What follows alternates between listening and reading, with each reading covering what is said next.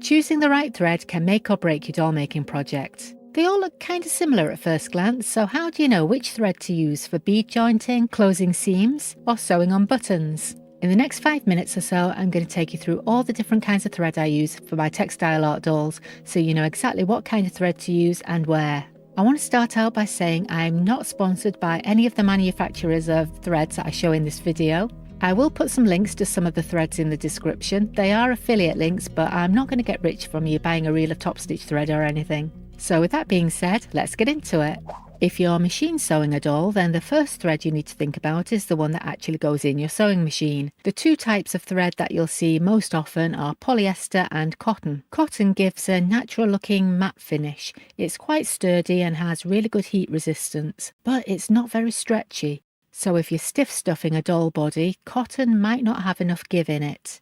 If you do want to stick to natural fibres, for example if you're making vintage look dolls, heirloom toys or removable washable clothing, then you might want to give cotton thread a try. I've had these for a long time, so I couldn't tell you what brand they are, but Gutterman do make a good one.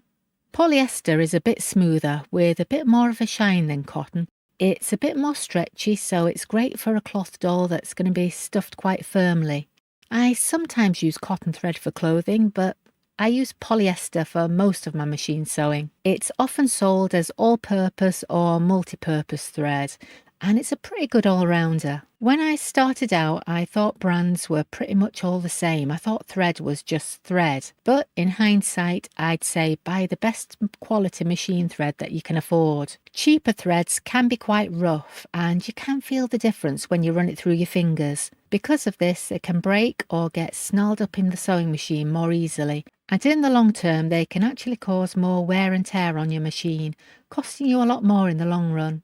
Gutterman Sew All is a lovely quality thread, and you have the advantage of a large range of colours to choose from, so it's easy to match to the fabric you're using. It is quite expensive though if you're using a lot. I really like Coats Moon for basic machine sewing. It's not quite the same quality as Gutterman, but it works out a lot cheaper and the quality is still pretty good.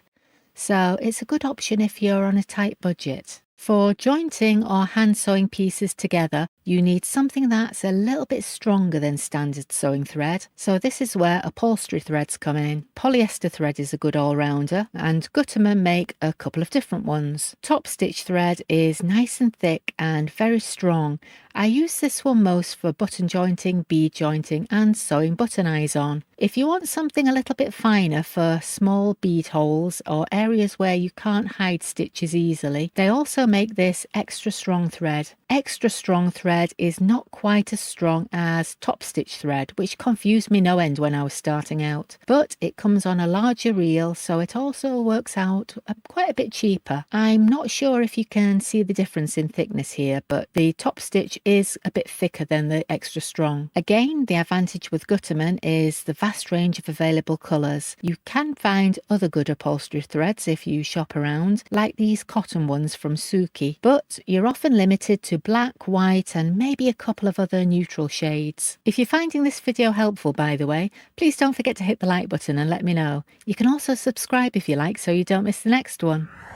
For closing seams and hand stitching details, you need a thread that's going to be strong, but aside from that, your choice is going to depend on how visible or invisible you want it to be. Gutterman Extra Strong is great for closing seams on small projects as it's quite easy to hide. Spun nylon thread is another option. It's very strong and fine, so it might be good for very small dolls, but it is rather slippery and it can be a bit tricky to fasten off securely, so it's not something I tend to use very often. For larger projects and more decorative stitching, a heavier thread like top stitch might be a better choice. Cotton embroidery thread is good if you want quite bold decorative stitching. My embroidery skills are very rusty, but I'm trying to get a bit of practice in so I can incorporate a bit more decorative stitching into my dolls. For whiskers, I really like Gutterman's wax linen thread. Colours are a bit limited, but I usually want something quite neutral for whiskers anyway. The nice thing about waxed linen is it has quite a stiff texture,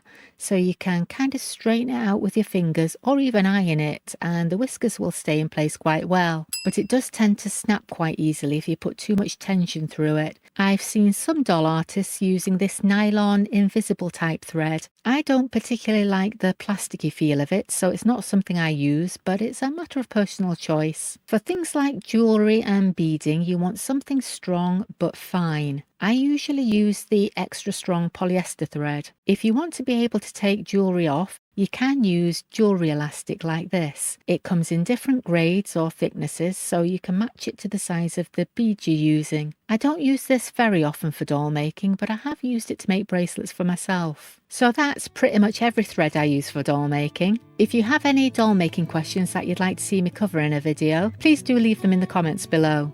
And if you're hungry for more doll making tips, I'll put a video on screen here that you can go and watch now, and I'll see you next time. Bye!